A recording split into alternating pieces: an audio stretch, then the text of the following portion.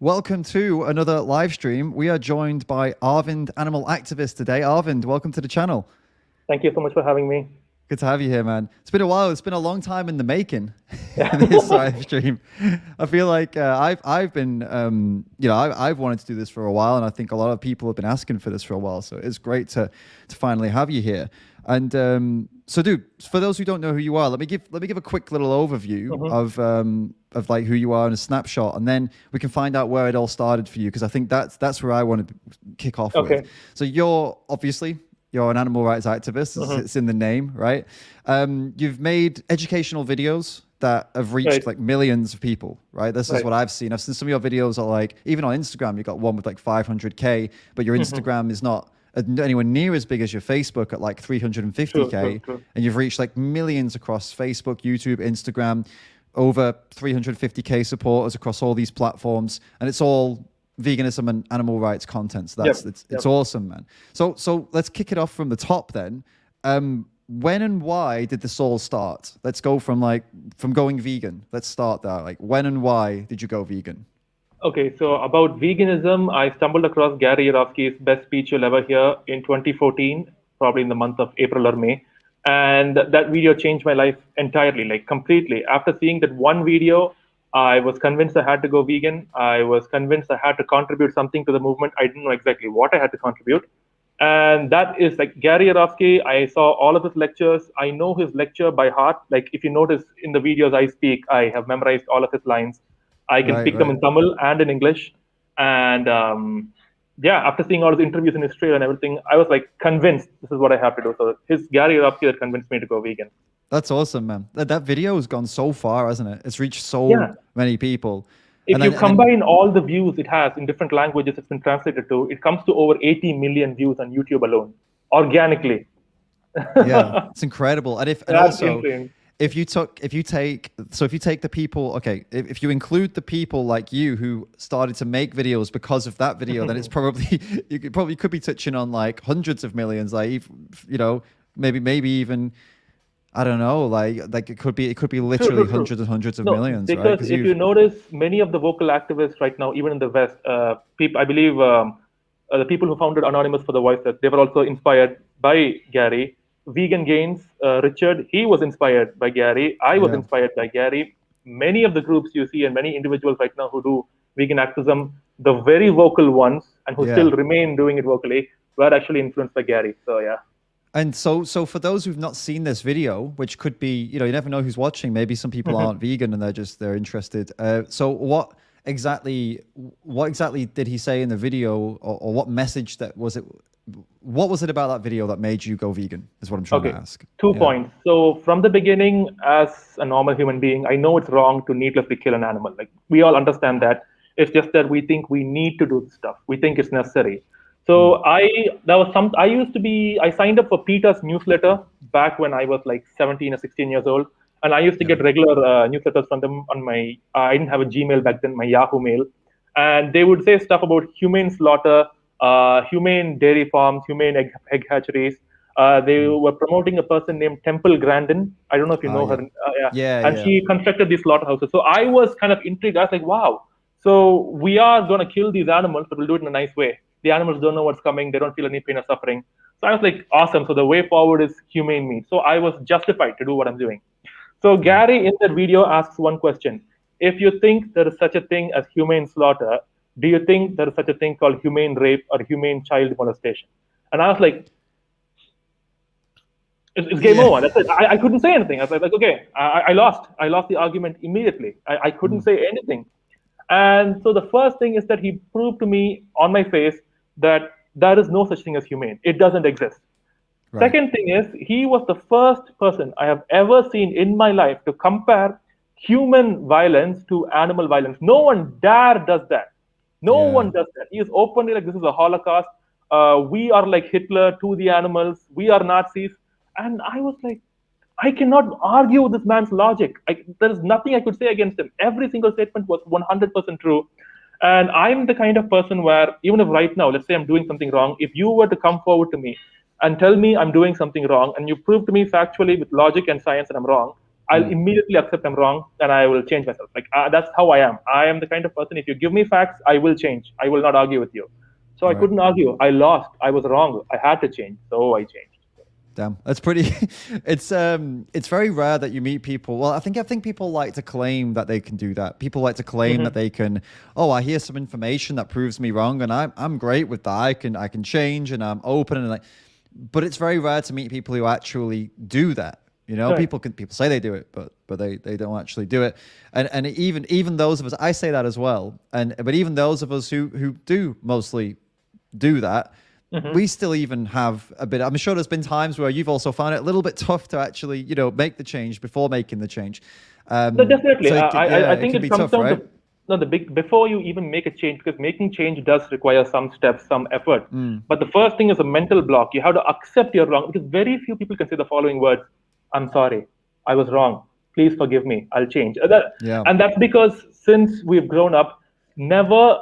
I don't know much about abroad, but I can assure you, never has an Indian parent ever said those words to their children.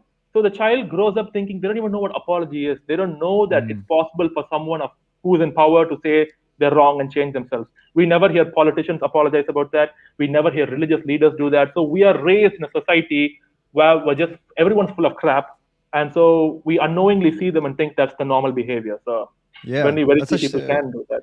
It's a really good point. You're not brought up with the, yeah, you're right. You're not brought up with the notion of accepting it when you don't know something, right? Yeah, you're not Yeah, brought up to be taught like, hey, when you don't know, just say, I don't know. It's okay. And we'll figure out the solution. You're told, pretend you know, because showing exactly. you don't know Especially means you're parents. weak, right? Especially not only that in India, it's like if I prove my mother and father wrong, okay, no internet for you, no air conditioner for you, no going out and playing for you.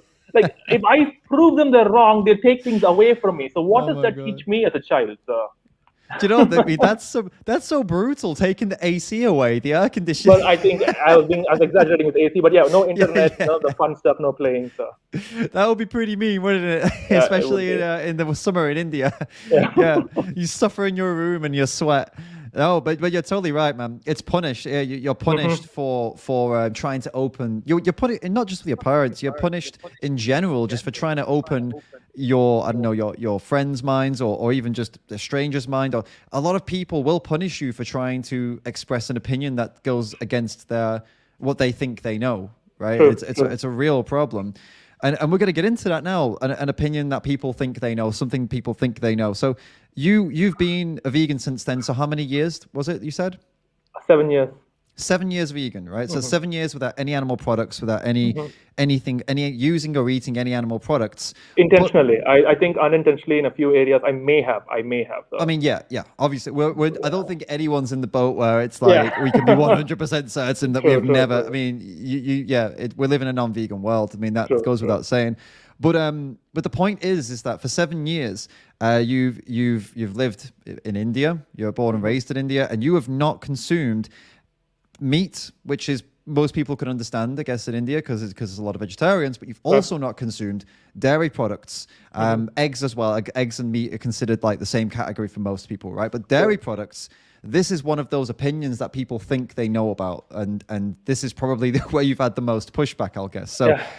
everyone in India thinks, almost everyone in India, and probably most of the world, but from my personal experience too, definitely, especially in India, that milk is an absolute necessity. You literally cannot survive without it. Dairy products it's just not even questionable. For most people I came across in India, that was the stumbling block. So will we die without them, Arvind? I mean, you're 7 years Well, in. I mean, are you unless about to I'm a drop dead? zombie, yes, we can survive. In fact, you know what? This is what I say to many people when they argue about plant-based nutrition and vegan nutrition. I say to them, even if you want to bring forth the argument that is meat necessary or not for survival, or for good health, or eggs, or honey, I'm willing to actually argue, because in a natural environment where Homo sapiens used to survive in the wild, they did consume these things. These things are a part of our evolution 100%. Dairy never comes into the question. It is the most absurd of all things. Like, if someone asks me, is meat necessary? Hey, we can debate. I can show you proof. We can argue. Is cow's milk necessary? Is an insane argument, because that was never, through millions of years of evolution, that was intentioned solely for the baby of that species, for her own child. I mean, like, even as humans, we don't swap children and feed them different breast milk. I mean, even that's insane, right? Yeah, But yeah. not only do we swap kids here, but also species. It's utter madness. So this is the weirdest and strangest of all. So then what instead of that then, so I mean you cut out all the animal products. Let's talk Hmm. about food specifically, about diet. Hmm. Specifically, this is going to be interesting, I think, for a lot of people, especially in India or in the countries near India. Like, what are you eating instead then? So how are you making sure for the last 7 years, how have you been getting the proper nutrition that you need, the calcium without the dairy products, which is it's bullshit, but it's what people think. So no dairy products means you have no calcium, and no meat and eggs means you have no protein. And so what have you been eating instead? So I would like to quote a famous plant-based doctor here. You might have heard of him. His name is Dr. John McDougall. Have you Okay, heard of yeah, him? yeah. Yeah. So he promotes something called the starch solution, the starch-based diet. So after Okay. watching his videos, it just clicked to me because everything he said there also, like Gary's video, it like maybe from being abroad, I don't know the perspective of starch-based eating in the West, but in the Okay. East, that's literally what we eat. Breakfast, lunch, and dinner. In South India, we eat rice. Like today for breakfast, I had rice, lunch rice, dinner rice. That rice with some kind of dal. Dal means like lentils or legumes and some Mm. vegetables. This is literally what my people have been eating for the past 5,000 to 8,000 years. That's it. And of course, Mm. along with it, a small portion of meat and maybe some dairy they have been consuming. So the question is right now, do I need to consume that dairy for calcium? It's no. If I include vegetables like, do you know what's a squash? Chow chow? Yeah, yeah. Not Squash, not yeah. a butternut squash. The Okay. green ones. It's called a No, I don't chayote think squash. so. Okay, okay, that one. Okay, there are like so many vegetables I could name, but I think they're not found much abroad. Like there's something. There are various gourds here. Gourd, bottle gourd, bitter gourd, snake gourd, ridge gourd. These are just like these giant green vegetables that hang from these orchids. You could eat them. Cabbage, green cabbage, okra. We call okra as Mm. lady's finger here in India. Now Yeah, all yeah. of these green beans, these are all packed with calcium. So when I include them in my diet, I am getting, because we assume that, again, I'm quoting John McDougall here. He makes a statement called, what is he saying that? It's called, not a fallacy. It's a marketing tactic where people market one specific feature of a product that, like, Right. if you take dairy, calcium is the highest thing. The dairy doesn't market saying that we're high in manganese or we're high in copper or we're high in carbohydrates. No, calcium, and they say to you, if you don't drink calcium, I mean, if you don't drink milk, you will break your bones. This is Yeah, like yeah. the carrot industry coming out and saying if you don't eat carrots, you'll go blind. There are Right. other sources for the same nutrients because the cow has to have gotten it from somewhere. And Hmm. throughout human histories, only for the past 5,000 to 8,000 years, we have been domesticating animals and drinking dairy. So, Hmm. are you telling me the list of all humans who have existed for the past 100,000 years since we've been walking bipedally, how did they survive if they didn't drink cow's milk? It's not a part of our evolution. It's such a recent thing that we humans Hmm. have been doing. And if you look at populations across, like in China, Chinese do not consume dairy until recently. Hmm. India consumed a lot of dairy. Europe consumed dairy. The South Americans, like Aztecs and Mayans, and the people around Peru, Chile, Argentina, they did never consume dairy at all, ever. The Yeah. Mayan civilization, do you think they consume milk? Not at all. They did eat meat, but meat was never high in calcium. So, in short, a diet comprising of grains, it could be whole grains or whatever you want. Even we Mm. eat white rice here. Legumes, like the various dals you get in India. Yeah. Vegetables, fruits, nuts, seeds, supplemental B12, and adequate exposure to sunlight is more Hmm. than enough to give all the nutrients that the human body needs. It's not complicated. Okay. So, And why do you think people will focus on India mhm. specifically? For people watching this, especially people who are in India, this is focused on India because Arvind is in India, India. an Indian. Okay, it's not because I think India only has a problem. We can apply all these questions worldwide, to a global audience, but I'm asking about India because you're Indian in India. So why do you think people in India specifically don't have all that information that you've just said? Like where is it coming from where people believe that it's impossible to live without animal products and Okay, there's so two many things things. to, yeah, go ahead. First of all, after the British left India, the education system has been revamped with the Western education system here. Hmm. So the dairy industry, the meat industry, these are powerful, powerful people, and they do influence the medical industry. They do influence what we read. Like if you go to the US, I think they have like these cutout cardboard, what do you call, like giant cardboard statues stuck across hallways in school saying, please drink strawberry flavored milk, please drink chocolate Right. flavored milk. Like, they make the parents think that if they do, like, no, they can really beat it into you, because if they fund the school and help them build a building, school's like, cool, you want to put your ads here? Go ahead, we're friends right now. So these are powerful, influential people. They Yeah. have also managed to brainwash plenty of Indians along in that way to make us think that we need dairy. We need calcium, not dairy.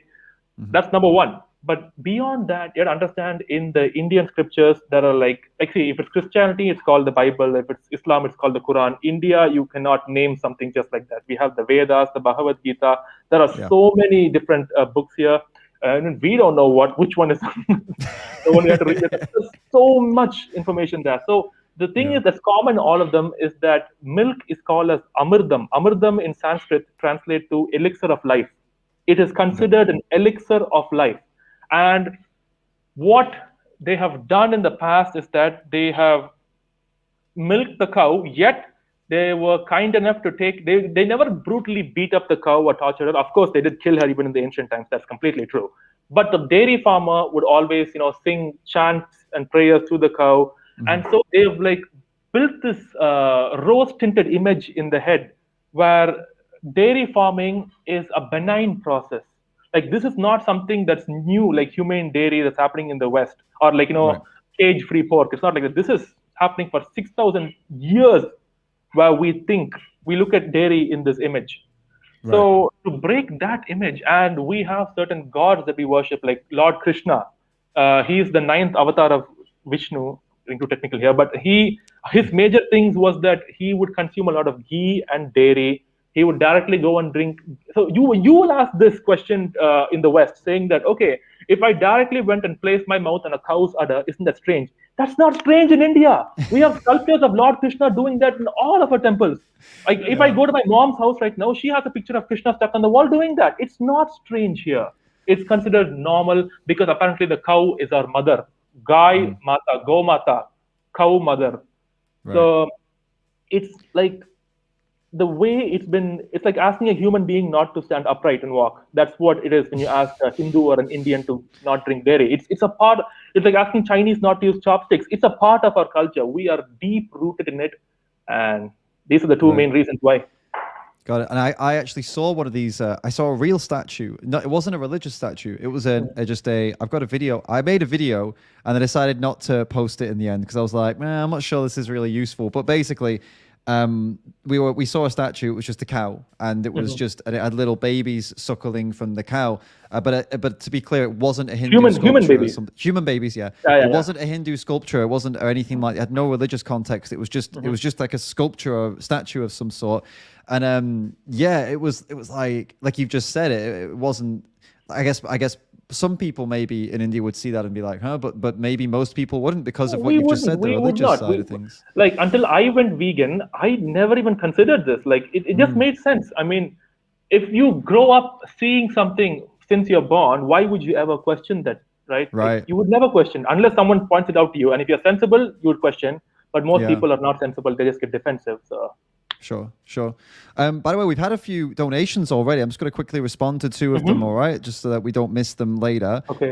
One from Michael Askew, just didn't send a message or anything like that. Just sent £5. Thank you, Oh. man. Thanks so much for supporting the stream. Really appreciate it. Michael often donates, but never puts a question with it. And he also sent a donation through Streamlabs, which is the other way of doing it, and donate $10 there as well. So thank you so much. And then we do have a point on this one. I'll warn you though, Arvind, it's a little bit of a shit stirrer comment. It's a little bit of a drama comment. Okay. But it's Stacy Trashcarker. She donated $20 though, so I am going to put it up. Says, didn't you say in another video that Arvind wouldn't do an interview with you? Is this proof we can all be redeemed? By the way, love your activism, Arvind. I also love your talk with George. Keep it up, David Rams. Thanks, Stacey, for inserting a bit of drama in here. I did say that because That's not at an the issue. time, Because, at yeah, the time, you asked me, I Arvind said wasn't no. up Yeah. for it. No, I don't mind talking about this. See, the thing about me Sure, is man. that I never work in a group. And if I start speaking about that, it'll go really long. Yeah, And man. Yeah. so many, it's not just you. I've been asked by many news channels. I've been asked by many groups, TED Talk. I did not go to any of them. Wow. And You're not even a TED Talk. no, I didn't. I have a reason for all Whoa. that. Now, my Damn. point is that I know where, like, okay, if we have a limited time on Earth right now, every single Yeah, day, yeah, yeah, so yeah. where do I place my efforts right now to make sure I have the most impact before my time's out? That's how Yeah, I man. think. Yeah, yeah, yeah. So when it comes to doing, like, again, your audience for the most part is from abroad. So I Mm. don't know to what kind of, like, again, when I speak about all these Hindu stuffs and Vishnu avatars, I don't know to Yeah, what yeah. degree they can understand what I'm saying. Will it be interesting to them? Fine. But Sure. another side of me always thinks that, look, if I say, like, George Martin, he asked me first if I could do a thing with him. So I Yeah, was yeah. like, okay, the reason why I thought okay with him was because I know that he also went vegan because, like because of Gary, he went vegan, Sure. and that's more similarities and stuff. So I was like, cool, I'll do that with him. But Yeah, then man. that's not nice if I say yes to him and then I say no to you. Then I'm being an asshole. Okay, Hey, that's different. So I I had to showed be the consistent. don't worry about it. I showed the comment because they give a $20 donation. I can't not show it. But Stacey, you knew what you were doing with that. You wanted to like stir the pot a little bit, but you're not gonna get us because we're cool. All right, there's no drama.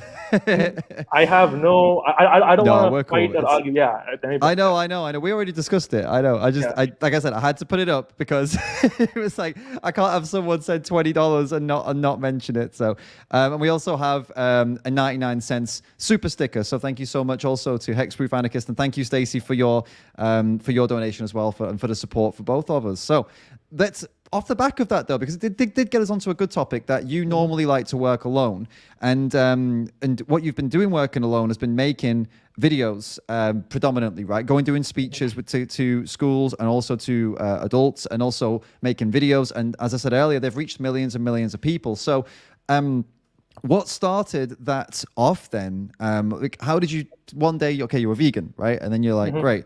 And then all of a sudden, you're like, do you know what? I'm just gonna make videos that reach millions of people. Like, how did that start? And what inspired you to actually go that extra step and start making the content and doing the talks? Okay, so I'll try to summarize it and make it quite short because if I give the whole story, it'll be way too long. Okay, So okay, after going vegan, it took me around 2.5 years to start doing activism because I met my first. And when I first went vegan, I thought I was the only vegan in India. I was like, there's okay. no way on earth anyone else knows about this, and even if they did, why on earth will anyone else change? So I thought, okay, great, I'm the only one right now.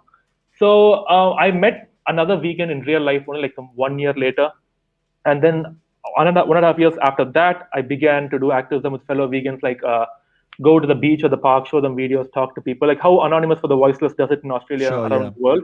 It was yeah. mainly inspired by them to do street outreach.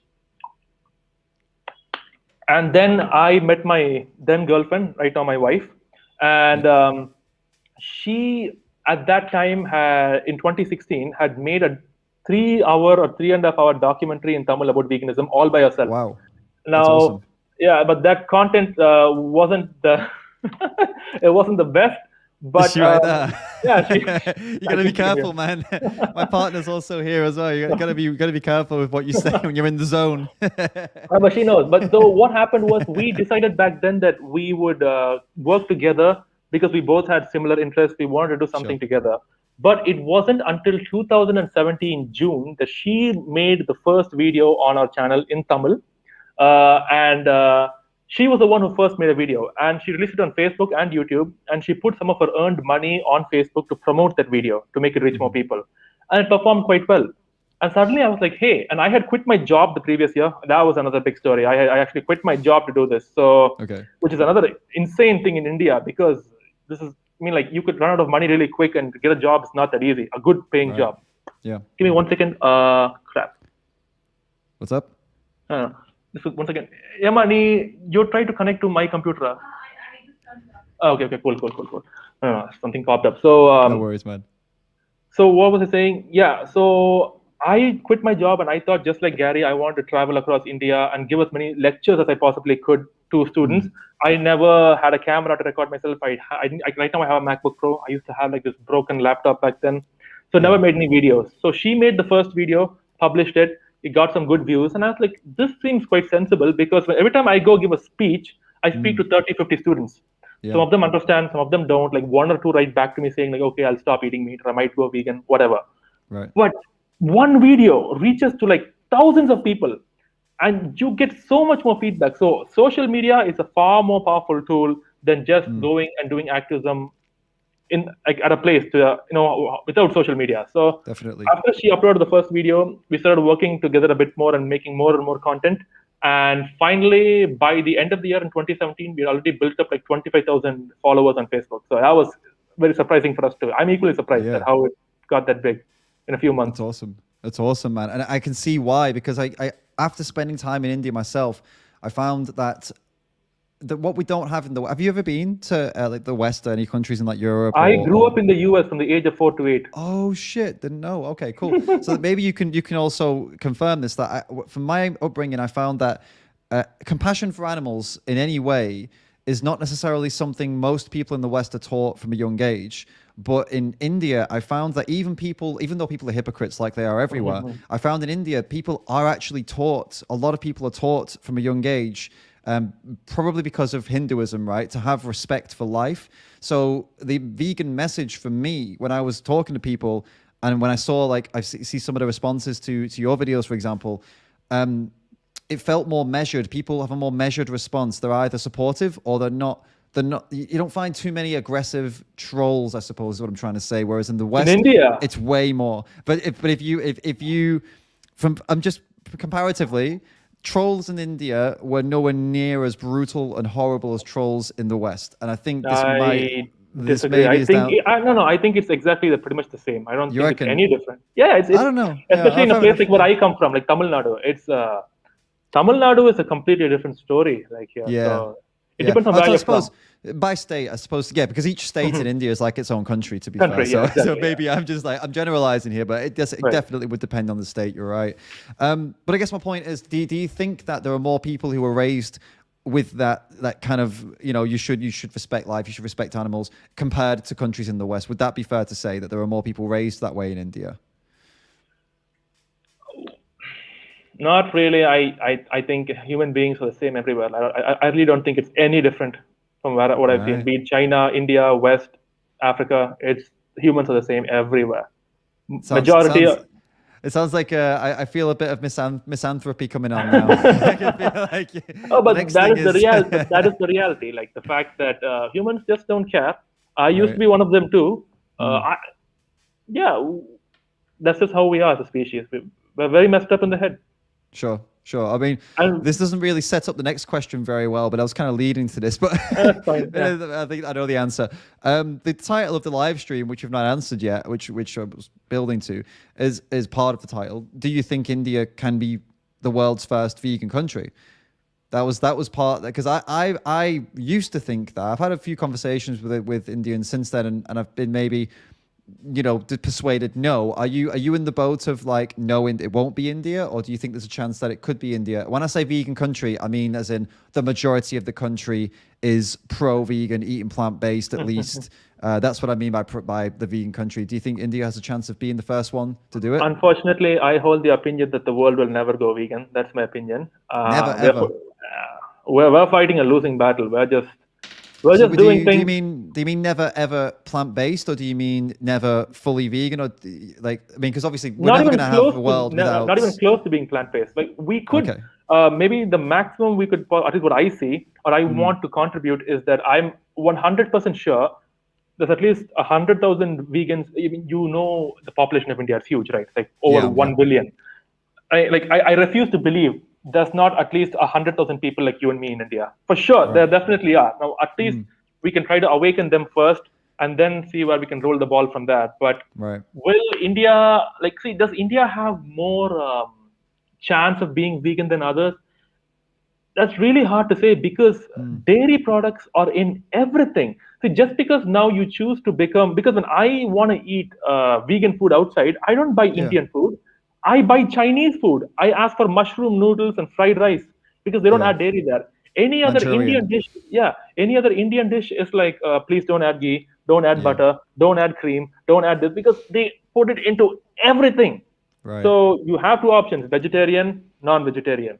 So I don't think India is especially vegan friendly. We are. I had a friend say that India is #1 in vegetarianism and last in veganism. So it's interesting because I mean you're not going to go to many other countries that have had a system in place where the green dot, red dot, where it's a green dot that signifies that something is vegetarian, including restaurants.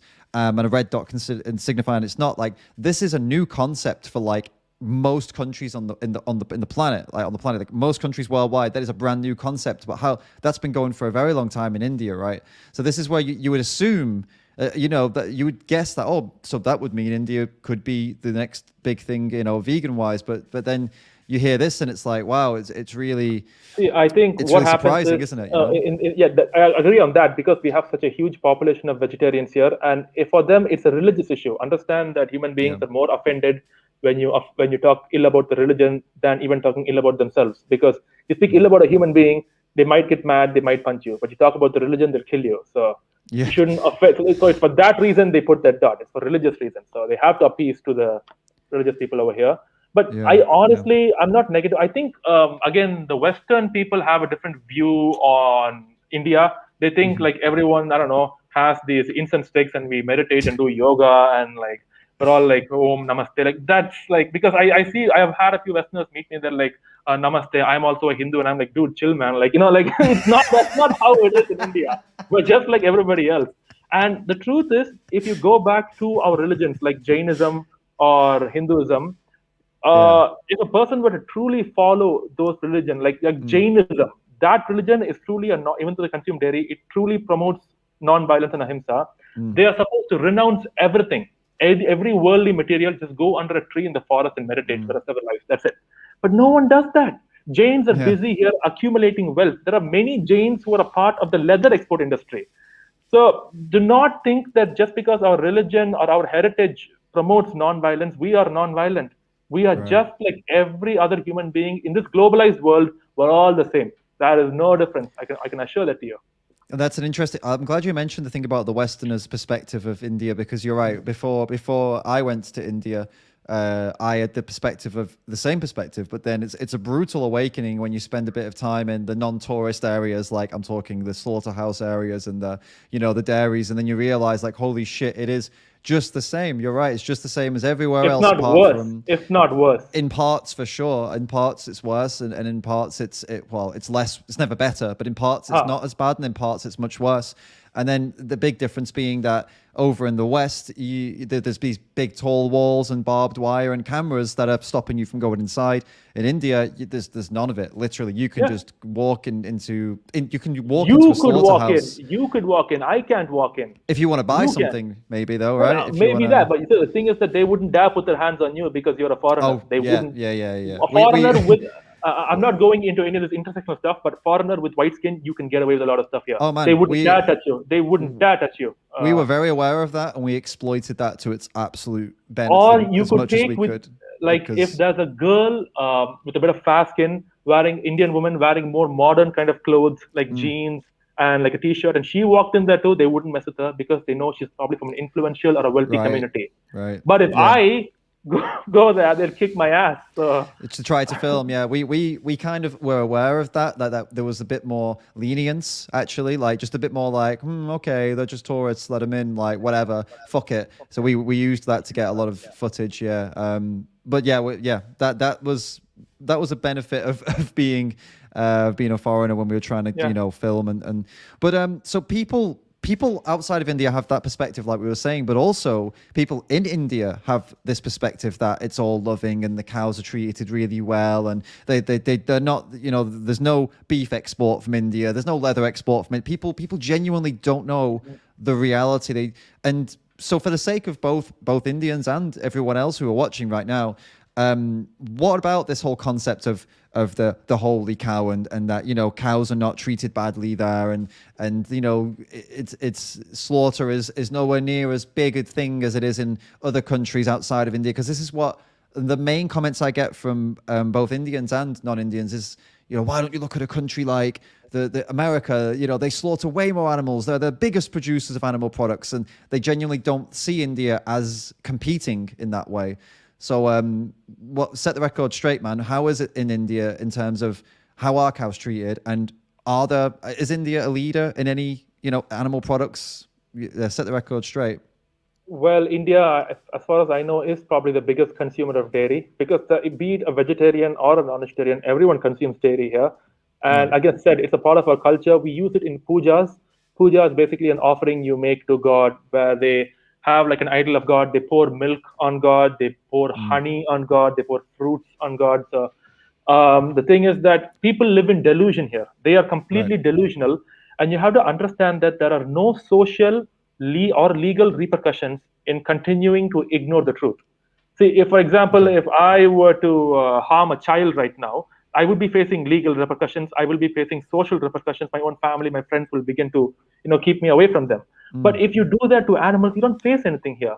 And the Right. only repercussion you face is an ethical or moral dilemma, and that is Okay. only if you are a kind-hearted human being and willing to see the truth. So, as I said before, it's just as horrible here.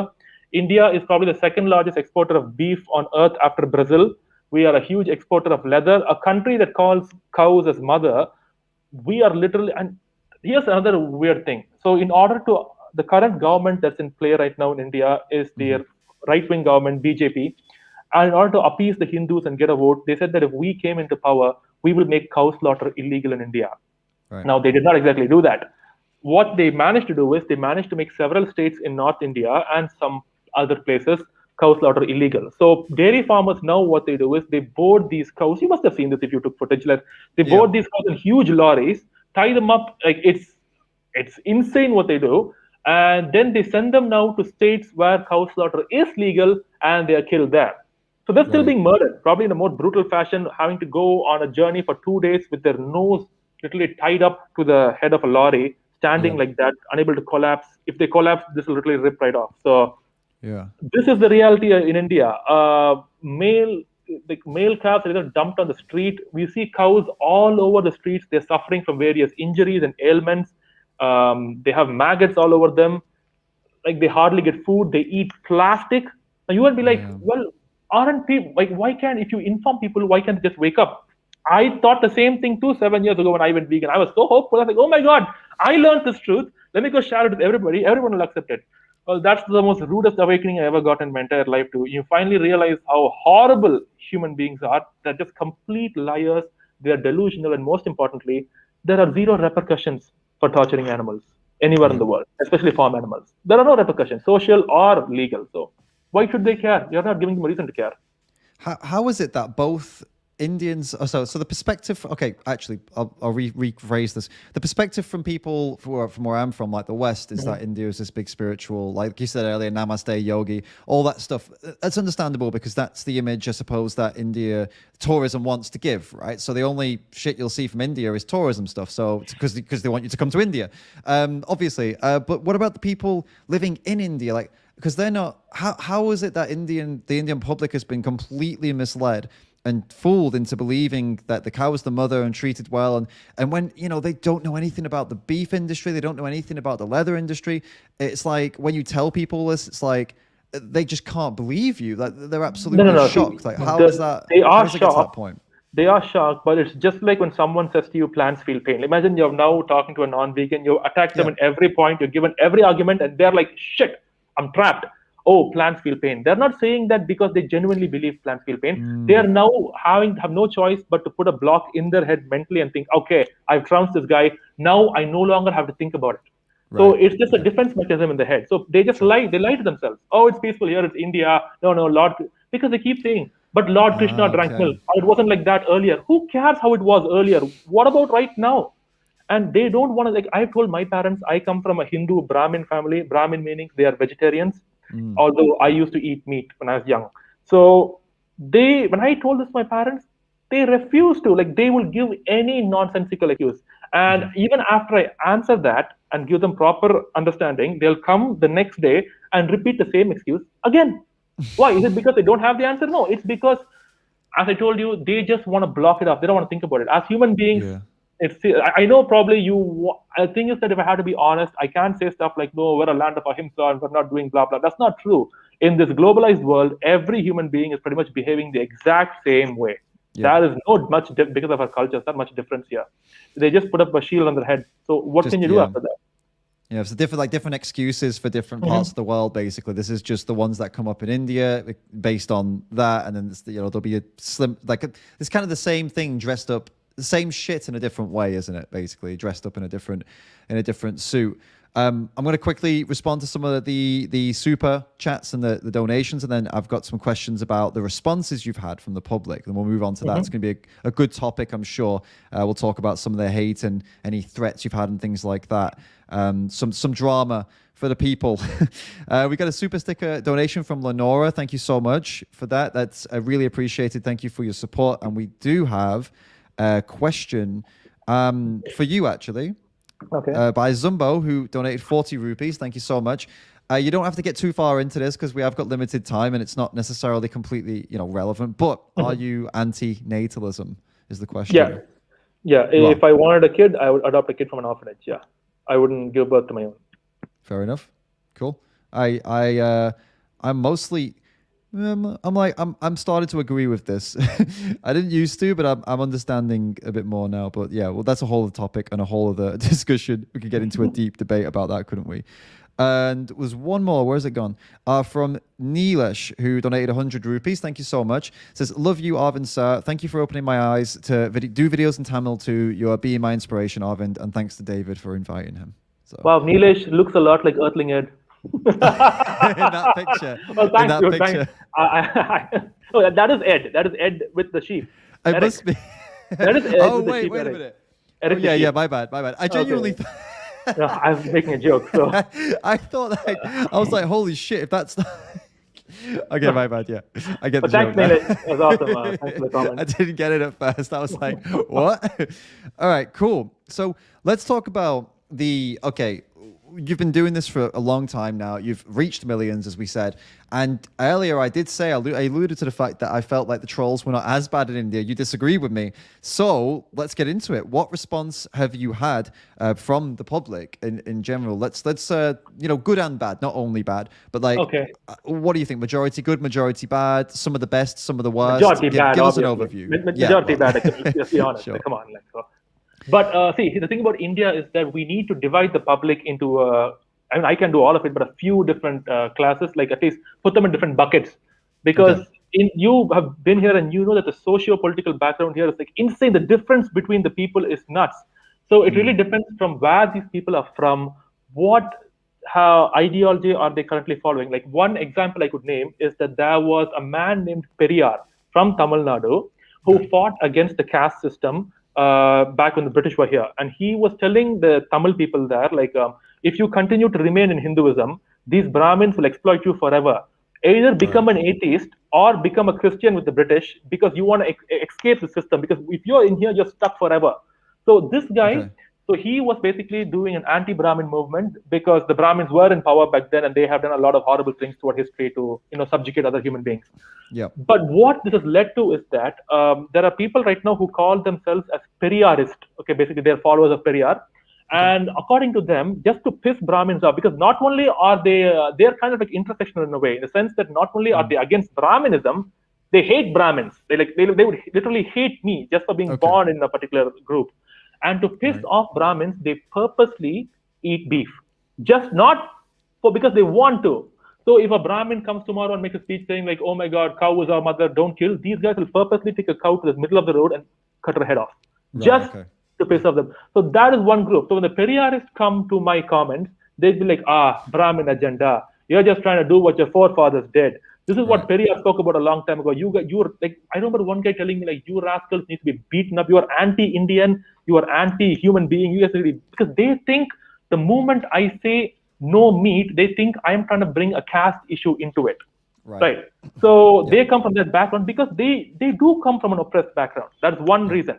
Second one is those who, after seeing my response, are still full of shit. So then they'll say for no reason, no, you are still a Brahmin. So them you have to ignore. That's one group. Then there are the Hindus. Let's talk about the devout Hindus. The Hindus that wear the saffron on their, the marks on their forehead, the gowns, all the dress. These people call themselves pure vegetarian. You also definitely would have heard that word, pure veg in India. It's not just veg, it's pure veg. So pure veg people are so devout in their religion. They, again, follow that idealistic idea of dairy. Because according to them, they're like, we don't need veganism. I support you in everything else you say. But to do my pujas and to consume dairy, I want to follow only what was said in the Vedas. That's what, holy book. That's what I want to follow. So that's another group that will support you when it comes to not consuming meat and eggs, but don't support you when it comes to not consuming dairy or honey. Sure. Then you have obviously Muslims here, and that's the only religion that's actually consistent throughout the world the way they react to this message. They're consistently against it. Consistently, the most pushback. I don't care what people call me because of this, but they have consistently been. That's the one crowd I never touch. I never try to argue much at all. Even if I'm in person, I'm in the street, and there's a family coming by, I'd pick the Hindu, Jain, or Sikh family over a Muslim family. They are not going to listen in the slightest. So they most are likely not to you, right? I mean, maybe they would listen to a vegan Muslim, potentially listen to a vegan no, Muslim. No way, man. You don't like think that. even that? No. That's a completely different set you're dealing with. Here's the problem. If I start going more in detail, I'll start being called Islamophobic and crap. I'm not going to say anything against the religion. I have nothing against Muslims in general, but they are the toughest crowd to reach out to because they will just say, no, my religion justifies it, and move on. That's it. They don't care. Then you have now we even have the modern day people like me. For example, I speak such fluent English. I've had exposure to the West. I, instead of praying to God, I play Pokemon. So people like me exist in India, like millions of people like me. So people like me also are equally resistant to the message, but at least they are kind of like, he's one of me. Like they identify with me more easier, Because a devout Hindu will always think, oh, you're not a devout Hindu, so why should I listen to you? Right? Sure. Yeah. You're different from me. So there is just so much, like I just named like 2 or 3 examples, but there's so much here in India, and each group will treat you differently and ask different questions. So I have an answer for everything, whatever they ask me. Now, after doing this for so long, but there's just so much misunderstanding and intentional and unintentional misunderstanding about veganism here. But there are plenty of many good people, kind-hearted people who have gotten back to me. If I had to count the number of messages I have received from people saying that they've gone vegan after seeing my videos, it's in the thousands right now. It's in the thousands, like thousands upon thousands of messages. Now, are they really vegan right now? I don't know. Are they still vegan? I don't know. But at the very least, again, if I told you 3,000 people wrote to me saying that they are now interested in going vegan, think about the number of people who went but didn't tell me they did. Of course, that's a lot of people. You could assume it's a lot of people, man, for sure. We can only assume. We never know for sure. So, so the thing is, there are a lot of positives here.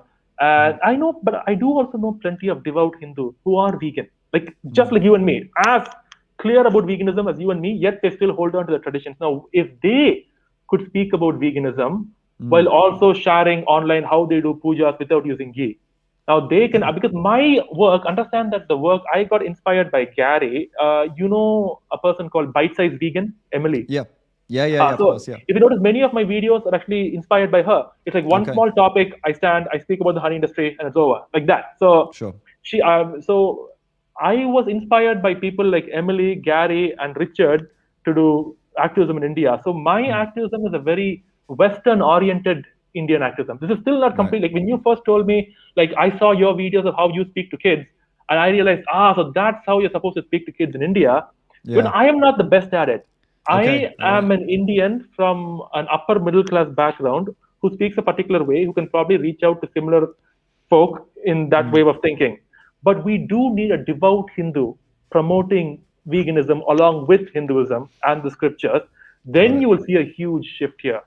So we need vegans representing from different regions of India doing this. And I think that will happen it just has to happen. Like how I exist right now, people might see me and then they might start speaking up. So yeah, I would hope so, man. And you, it's diverse. It's very diverse here. It's insanely diverse. Yeah, and the thing is, people really enjoy. They complain more than they praise, right? That's why if you go on review websites and stuff like that, you'll find that mostly it's complaints, and there's very little incentive for people to make nice reviews and good comments, which is why you will find less people telling you, "Hey, I went vegan," and more people telling you, "Go fuck yourself." This is just kind of like unfortunately, how humans are, and I think actually you mentioned about Muslim population being the most difficult, and that's it's. I mean, you could say it's Islam. People could say it's Islamophobic, but I've actually had Altab Hossein, who's a Yeah, Muslim I know him. vegan, Yeah. who says the exact same thing, and he's Muslim, so you can't call him Islamophobic, right? And he said the same thing. He said that it's very difficult, it's very challenging. He's had death threats,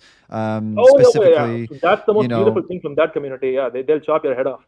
Yeah, I he's had that. apologize. He's had death threats from Pakistan. I mean, no, literally, he's had death threats, and so it's not like they're obviously not the only people sending death threats. I'm sure, but I guess the question I Look, wanted let's to be kind of come honest. off. Looking at the current geopolitical situation, we know where the craziness takes place, right? Let's Right. be real, okay? We're not Sure. condemning. Yeah. Yeah, let's just be real. I'm just saying. So that's just the group. How are we going to solve that? Okay, let's just throw another staggering and sad fact for the fellow Yeah. vegans listening here, so they might think to take up activism more seriously. If I'm Sure. not wrong, Islam is growing at a far faster rate than vegans are, right?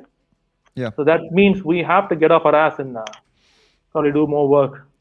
So I guess, yeah. And off the back of that, the question I was going to ask you was to actually see. I know he's had death threats and he's had Mm-hmm. threats of violence. Have you actually has anything happened to you like that? Like some of the activists I've had on here are not just Altap, but also I spoke with that vegan teacher, Tash Peterson. They've all Oh actually yeah. had death threats from their videos, and yours have reached probably potentially the same or even more, like especially in India, especially. So, have you ever had anything like that yourself? Yeah, I have had, and then I became very smart and avoided it since then. Right. So first thing is back in 2016 when I used to do activism, when I first started out with my friends, we used to go to the streets and show people videos and talk to them. I used to collect the people's numbers, those who were interested to learn about veganism. I had a Yeah. WhatsApp group, and I would add their numbers to it. And we had then three full WhatsApp groups. Although people there, we used to post content and passages, no one read them. But still, we had Yeah. three full WhatsApp groups. And January of 2017, PETA tried to get Jallikattu banned in Tamil Nadu. Jallikattu is the our bullfighting here in Tamil Nadu, Hmm. and there's a lot of stuff that went on in the back scenes. There are a lot of I could say political Mm. hands were played to make it grow into an issue. Okay, let's explain. A particular political party wanted to achieve something there politically, and in order to do that and take the focus off of them, they helped in proliferating this anti-PETA pro-Jallikattu movement, Yep. which took place at a protest on the beach. Have you been to Marina Beach in Chennai? Probably, yeah. Yeah, yeah, Okay, yeah. Yeah, I the think so. Maybe. the I don't know. second longest beach in the world. Okay. I went there. There were around 7 to 8 lakh human beings there protesting for Jallikattu. Okay. Back then, people didn't know who I am. If I had gone right now and they knew me, they would have killed me. But so Wait, what did you say happened was, 7 or 8 lakh? Did you say yes, lakh? And that was like for people that don't know lakh. 800,000. Okay, great, cool. I was just making sure I heard it right. Yeah, because Yeah. that 7 or 8, I was I like, know. oh, that's not too I bad. have I 7 or 8. have never Okay. seen so many humans in my life. So Okay. but that was completely politically funded, and that's a different story altogether. The thing is that the WhatsApp groups that I was controlling, people Hmm. started posting pro Jallikattu posts on that group and saying Right. that all of you guys in the group come to the beach and protest for our culture, blah blah blah, whatever. And I Okay. told them, hey guys, do not post about this stuff. This is a pro vegan group. We don't support Jallikattu and all this stuff. You don't support Jallikattu. They took my number and spread to random groups across Tamil Nadu. And I Right. started getting phone calls after phone calls like, oh, if I can use these words in Tamil, they were saying to me, motherfucker, we'll kill you, we'll beat you, blah, blah, blah, all kind of threats I was getting. And unfortunately, my wife and a few other friends also were a part of that WhatsApp group, and they started getting insane threats too.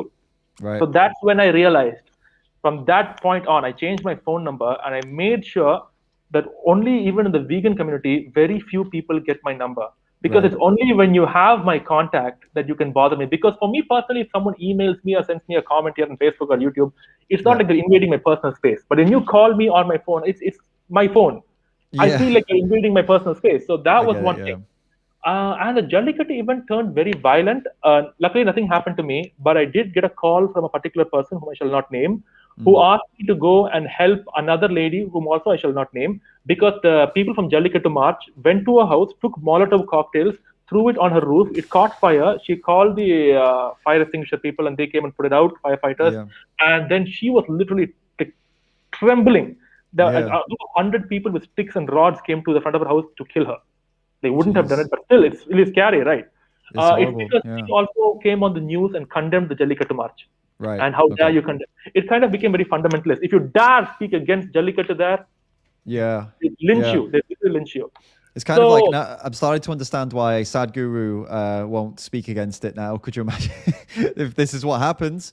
I understand why you'd want to avoid. I but mean, that it's one, gutless though, isn't it? It's gutless if you but that was politically backed, and there was an agenda behind that because the yeah. people who were standing, they protested on the beach for 10 days. Did you know? On those 10 days, every single Mm. one of them got free food, water, cool drinks. They were even selling alcohol and weed there. Okay, Wow. so Okay. it is funded. Someone is Yeah. funding it. This is a completely political move. True. So now, if you go and ask Tamilians about Jallikattu after 4.5 years, they're like, Jallikattu, yeah, like, and they'll be all like weird. But back Right. then, so that's when I quit my job. It's been 4 months and I Mm. was getting death threats. I was like, oh my God, what am I going to do? Like, it was so demotivating. Like, It's not a good start, right? yeah, Jesus. it's very sad. That was But one no, I experience mean, I had. Few of my yeah. friends had gotten beaten up in the streets. Right. This happened just a year ago, a year and a half ago. My friends from Tamil Nadu, they went to a different district to do activism. Okay. And there was something, the government then had passed a law, central government had passed a law called the CAA. Yeah. You heard about that? Basically, they wanted all Yeah. the illegal immigrant Muslims removed from the country.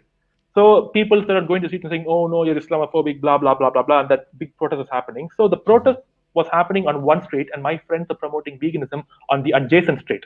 One of Oof. the Right. protesters, just for a walk, came aside and he's like, "What are you guys doing here?" And they're like, "We're promoting veganism.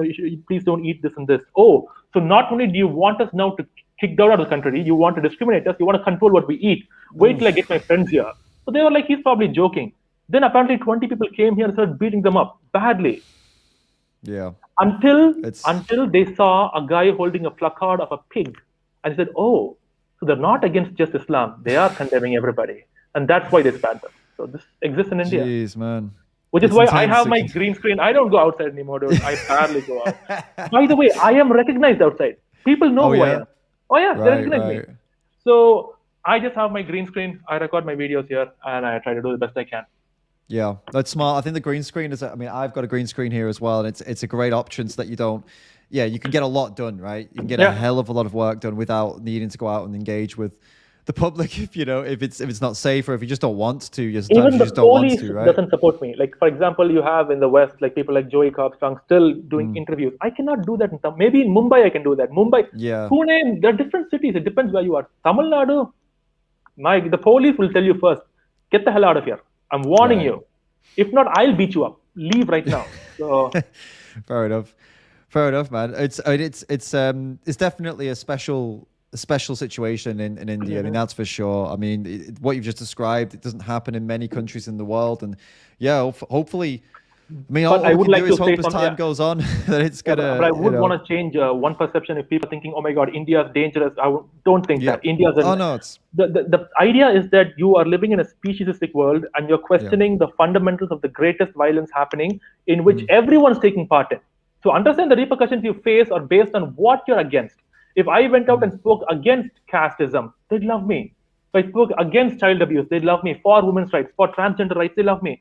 But now when I point to their face, no, you are the victimizer, Mm. fuck him, kill him. So, that's Yeah, and there's the religious side of things too. There's the there are parts. The parts of it's often the case that parts of the world where religion is extremely dominant and it is entrenched in the culture, and it's like people are still very traditionally religious, is the other parts where you're most likely going to come up against aggression and violence when you're trying to suggest something that they perceive to be against their religion, when in reality veganism isn't against any religion at all, completely compatible with every single religion on the planet. There's not one, at least there's not one mass religion that says you must kill animals. Some of them say you can, but none of them say you must, like you have to or you're going to hell. None of them say that. And if a religion did say that, which one? Go on then. You want to disagree? Okay, Which so one? we're not disagreeing. The point is that in Hinduism, like Yeah. Sadhguru, you could see one of his videos, which will probably give you a migraine. But he explains why. Do you know what is a Shiva Linga? A lingam. It's that it looks like a rock that's been placed vertically up, like Okay. just Lingam lingam. So Yeah. that's the people worship that as Lord Shiva. So they've been pouring ghee on the rock for a long time, and Yeah. according to Sadhguru's science, the ghee helps in making no cracks form on the rock and helps Okay. in maintaining the lustrous nature of it. So he says you All have to right. pour ghee. and no other oil will. but he's not God though, right? You know what I mean? He's That's what I'm not God, saying. but he is a big follower. He promotes Yeah. Shiva.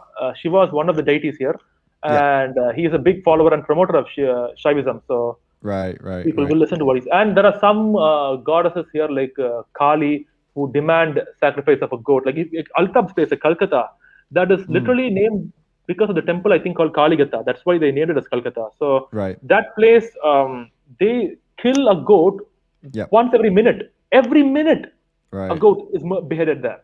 Right. Right. So it's hard Mental. to And say. I think then, I mean, obviously you know this, but the way I'd respond to that, for if any religion is saying that, then it's the point is that for most of these religions, the reason they ask for a sacrifice is because of something, they sacrifice something that's valuable. That's the point, isn't it? It's not like specifically a goat, but that's what people think. They think it means a goat, but a goat these days isn't as valuable, let's say, to people as it was 1,000 years ago, obviously. Right. And this is where people get. This is what I mean when I say there's no religion that requires you to kill animals, because they want you to sacrifice something that means something. They don't want you to sacrifice just an animal that you found or that you obtained in some way. So that's kind of what I'm getting at when I say that there's no religion that requires it, right? There's no religion that says you have to do it. You have to make sacrifices, sure, but it doesn't have to be an animal. And that's a whole other, again, we can get into every single religion and get into it, but that's a whole live stream by itself for sure. I had one with Altap I have one more recently. point to say. Like, here's another sad thing about me that prevents me from making veganism reach even more people in India. I'm an atheist. I never showed any interest in learning about my religion either. So I know basic things, but not much in detail. So even I can't reach out to the Hindus. Right. So we need, I tell you, we desperately need an outspoken vegan who preferably speaks Hindi fluently, who's also a devout Hindu promoting veganism. Once that person, man or woman, steps in, we can see veganism truly flourish in India. Yeah, man. So again, I am merely a Western representation of the vegan movement in India. That's all I am. Got it. Well, I hope somebody's watching who can pick that up and take that advice. I'm going to respond to a few more of the comments, and then there's some questions I think as well. Then I've got a few more questions for you about advice for people. I want to know your opinions on some common things that I see from people. So first of all, we've got Animals Are Beautiful People sent a donation, $5, and said, great interview. Arvind, you rock. I agree with you 100% on everything you said. Thank you so much for all you do. Thank you so much. Animals are beautiful. It's nice to say that. It's a nice name. And there were others, but I'm going to have to go and get them manually because we were talking and they popped up and then went away. Hold up. There's definitely a question for you though as well. Ramneek Sharma, I'll just read them out. I won't be able to put them on the screen though, but I'll respond to them. So, how do I take that one off now? There we go. Hide it. So Ramneek Sharma says, really appreciate you guys. I want you guys to collab. It cut off the whole message. I could only see part of it. How weird is that? Why would it only allow me to see like a part of the message? It's kind of useless for them to only give us the clip of it. One second, see if I can get it. Here it is. Really appreciate you guys. I want you guys to collaborate with Acharya Prashant to strengthen Acharya Prashant. So yeah, he is a famous spiritual leader, not as big as Sadhguru, like not even like 1%, but still he is a vocal vegan. I've read a few articles about him on his website. Like he is, first of all, he really is extraordinarily intelligent. He graduated from the two highest possible, most difficult to get into colleges in India for his bachelor's and master's degree. And he quit all of that. He is also a devout follower of Vedanta, which is the Hindu way of life. And he promotes veganism vocally, rigorously. Yeah, we need people like him, more people like him in India. Cool. Yes. Yeah. Here's one more thing. One more thing. Yeah, sure. Go ahead. They too asked for a collaboration back in 2020, and I turned them down. He asked you for one. Yeah, I have a bad habit of not going. I'll write back to him if I can. I have a very bad habit of doing that. So. Damn, man, you should definitely do that. Yeah. No, here's the thing. At least me and you agree in certain ways. The thing is that he is very much into religion and spirituality. I wouldn't be able to contribute anything to the conversation. See, I can't just talk with someone for the sake of we're both vegan, we talk. That's not how it works. I'm glad there's diversity because now you're reaching to people I can't. But the truth is, me and you having a real, I can't hear him say his religious stuff and be like, oh wow, that's so interesting. That's not. I had to fake it. So Okay. it wouldn't work. That's why. Okay, yeah, I get it. You're like more like, I think we agree on the kind of well, not anti, but we call out the spiritual nonsense, right? I think that's something we both do. And yeah, yeah, I would also struggle. I mean, I don't know. Yeah, I get what you mean. You need someone based. If someone's being like spiritual, religious, it's fine as long as they're also based. They can be reasonable, rational, and they're not just kind of talking about the third eye or fucking karma and stuff, which is fine, but yeah, I can't get on board with that. I can fake it, like you said. I could be like, yeah, that's really interesting, but really, I want to be like, you're talking absolute shit. But I wouldn't have somebody on my channel if I was just going to sit there and be like, you're talking shit. So then I get what you're saying. Yeah, I get what you're saying. As brutal as that may be. But yeah, he seems to be. I mean, he seems to be a good guy at least. I saw some vegans. He's amazing. Yeah. I saw some vegans criticized him for riding a horse, though. Really? Yeah. I saw something like that, but that's the only thing I've seen that was like not good. I'm not sure about that. I have to check on that. But apart from that, he is like. If any of his fans are watching, I understand. I am not speaking anything negative about him. I'm just saying that I am not a good fit to talk to him. That's it. Like, he is incredible. Yeah. And he is doing amazing. I really appreciate him. Like, I really, really do. He's awesome. Yeah, no, I'm the same. Yeah, I'm the same. I mean, maybe I would have him on if I can solve that kind of when he was riding a horse, and maybe it was a long time ago or something like that. But if he was, I don't know if I would. I wouldn't be able to bring him on without getting into that topic, and then I want to bring somebody on to interrogate them. You know what I mean? Like, come on my channel. Yeah, more drama. Yeah. And kind of, I'll address something else while we're on the topic. So people have been asking me to get Robin from People Farm on, and for the same reason I wouldn't have him on is because of that whole vegan-ish thing. He asked me for a live stream too. Yeah. There was the whole vegan. See, I wouldn't want to debate that whole. He was promoting. By the way, he was promoting something called vegan-ish. Yeah. He was basically completely putting the animals aside and saying, oh, it doesn't matter if you're paying for animal products or not. And I don't understand why. Anyway, whatever. I'm not interested in debating with other vegans anymore. Like, I've done that in the past. I'm done with it now. So yeah, for the kind of same reasons I may not have the Acharya, how'd you say it? Sorry, his name? Acharya Prashant on. Maybe I wouldn't want to get into a debate about horse riding with him either. We waste time debating other vegans, I feel. Maybe I'm starting to see that more now. And actually, why am I debating this vegan? Yes, exactly. I'd rather debate someone who's not vegan. We can have a bigger change in that person, at least, rather than debating other people who are like, vegan or... But one thing I have to add is that, yes, Robin Singh unfortunately does promote veganism and stuff, but his reach in India, okay, now that's what I'm talking about. He needs, if only he promoted veganism.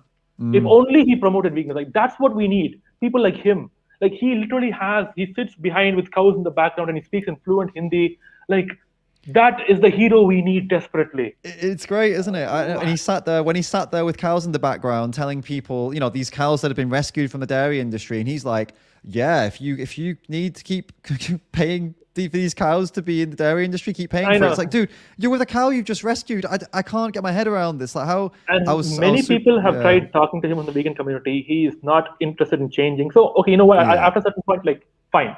You do you, I be me. But I'm saying we need someone as popular as him. Sure. He is eloquent, well spoken, and his videos. He has people working for him. His videos are edited to top-notch quality.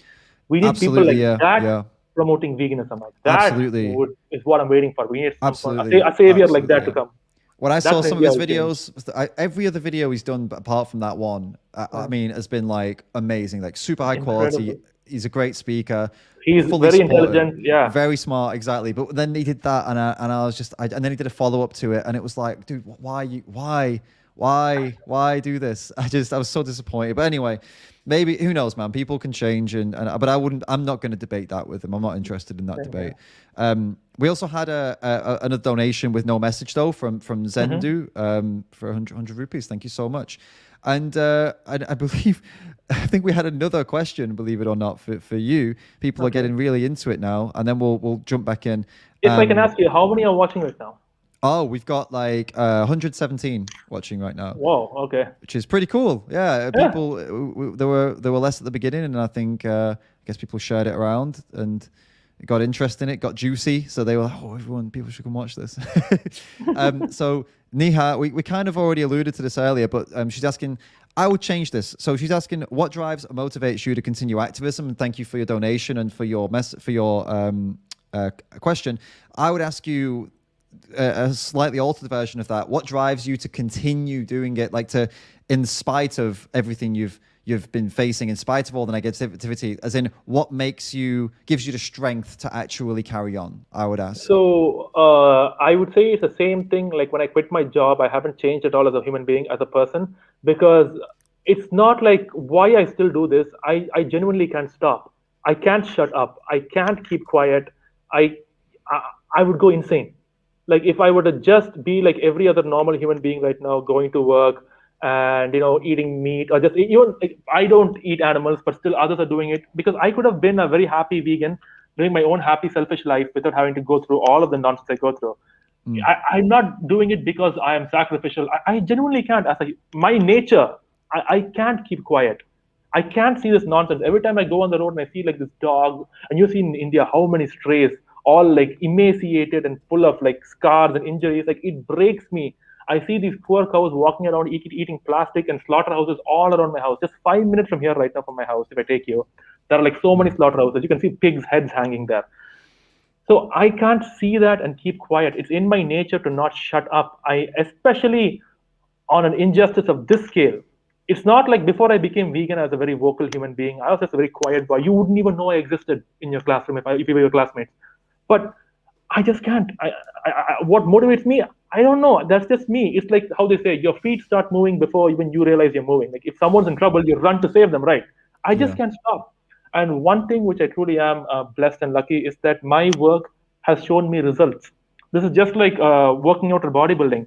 You work out for a few months, you're like, oh my God, I'm making gains now. I'm more motivated. So I see thousands of people getting back to me saying they're going vegan. I'm like, awesome. Let's learn Hindi. Let's do it in Hindi now. So understand that now I am learning a language which a Tamilian would never speak. By the way, Tamilians are voraciously opposed to Hindi, and that's a completely different drama. But I am a Tamilian learning Hindi, trying to promote veganism to Hindi people, hoping that my audience can grow further. I can then engage with them in meaningful debate.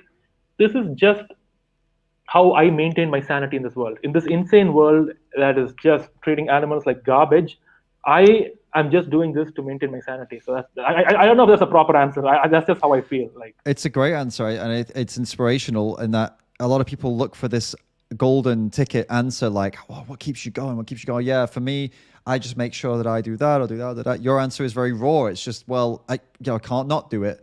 And there's a drive you see the wrongdoing, you see what's wrong, and you're like, I can't go on without doing something about this. And I feel like if you don't have that in you, then I don't know how you could be like an activist. That is what makes you an activist. You don't become an activist because you're like chill with everything. You become an activist because you're like, fuck this. Like, I need to do something about this. And in fact, the saddest thing, the most difficult thing about being an activist, I would say, in this world is your mental health. It's not like, oh, how do you make videos or how do you write your script or what language are you learning? That's not the difficult part. Every day having to wake up in this insane world and see people, like right now below my house, people are all placing boxes due to COVID-19, so the milkman can come and drop milk packets there tomorrow. So having seen the stuff I have seen in this, it infuriates me. I'm angry. I'm pissed off. I'm just so, what do you call, like, in the beginning, I was nothing but angry, just raging at people. In the beginning, I would call people horrible names. That's why I loved Gary. I loved Vegan Gains for that reason in the beginning, because he wouldn't give a shit. He would, like, a guy died. This guy called Furious Pete on YouTube got cancer. Okay. Right. And he's like, fuck Furious Pete. I'm like, yeah, fuck Furious Pete. Then go to hell. Like, I don't, like, that's how I was in the beginning. Now, in my heart, I'm still a misanthrope, but I try to no longer bring my misanthropy into my activism, as I realize that that's just garnering more negativity than people actually changing. But I'm just bottling up all that anger, all that hate, sad word, hatred, anger, frustration, and channeling it in a better way. That's it. So got it. That's, I mean, it's tough though. I also am skirting that line between taking the piss and making these mockery videos, and like, because it is cathartic. It's something that I think we do need, and it's a world of shit, right? There's so much horrible thing. You've got to laugh sometimes because it's just so ridiculous, right? But you've got to find the balance, right? And that's what I'm trying to do. Some weeks I'll be like, I just want to tear shit up. I just want to just go savage. And then the week after, I'll be like, maybe I should do some educational videos because I just spent a week being angry. No, it's completely understandable. Like, I remember when I first saw Gary Yourofsky, like there's an interview of him in Israel where somebody asks him saying that Hitler ate meat, and in the interview he says stuff like "fuck you" to the interviewer. Hitler was veg. Hitler was veg. Have you seen that interview of Gary? But he goes I've crazy. seen it. Yeah. And like, "Fuck my fucking dick," and just walks off. Like. And I used to think in the beginning, why is he this angry? Like, then you see the Earthlings and stuff, and you're like, how can you not be this angry at all the time? Yeah, but definitely. Then we realize, then nobody listens to you. So definitely. Yeah, in fact, just yesterday, I used to make a lot of skits, which were once again like influenced because I saw Vegan Gains. He used to make these weird skits with these weird wigs. He's so weird. And that inspired me to make videos like that in India. Okay, I don't know if you've seen this. I had many videos. Yours in the past were great, man. Yours when you dress up as you will not find a single one on my YouTube channel or Facebook page. Oh no, why? Here's the thing. I am not. Again, people might think, oh, he's become a coward. He doesn't want to be like raw in their face. That's not the truth. The truth is, right now, as I told you, I am almost 30 years old. Let's say everything goes well. I have another 50 years left for me in this earth. How many people can I change maximum to veganism is the only question. It doesn't matter what I have to do for it or what kind of content I have to make. I have no ego here. Okay. Now, do I want to tell people go fuck off? Yes, I do. But if that's not working and some other method is working, which it happens to be working for me right now, if this one stops working, I'll move back to that. It again depends on what response I'm getting. So with the current way I see it right now, there are thousands of people engaging on my posts on my Facebook page. I'm so grateful for that. Genuinely asking about veganism. So this is not the time where I want to then put up teeth and then glasses and talk like a crazy person. I used to do a lot of those videos. Like right now, I'm trying to keep it only factual, just facts. That's it. So we'll see how. I mean, you can drop facts dressed as a woman too, though. I mean, it's okay. you did that. I saw a few like that. They were good, man. They were good. But I get why if you're not feeling it anymore, then sure. If you're not feeling like it's super, I'm feeling it. I would love to do that. Why wouldn't I? Okay. But the point is again, am I doing it for scratching my own ego, or is it helping the cause? I have to be honest with myself there. So sure. I think there's an argument for. I think with people like, for example, if you look at someone like Lifting Vegan Logic's channel, I don't know if you've seen some collabs I've done with him or some of the skits that I do. He was the Sadhguru. He was Sadhguru. Exactly. Exactly. And you could argue that, are those things going to make someone look at it and go, okay, I'm going to go vegan now? Maybe not. But is it going to help vegans be more confident and comfortable and maybe take a bit of pressure off? Yes. Probably, yeah. So this is kind of why I do them. It's for me, it's cathartic. It's for other vegans to have a nice laugh. And maybe some non-vegans will see it and be like, shit, is that how I really look? And maybe it plants a seed. I can't say it's going to be the most effective thing. But I completely agree with you. I completely agree with you on that. Because there are many memes, like I think there's a meme of Robert Downey Jr. getting off a car and being like, and then they said like, when you thought you ran over a kid, but a dog, but it's only a human. Now, I understand that doesn't help promote veganism, but I'm like, my God, there are other people like me. I think there are other humans like me in this world.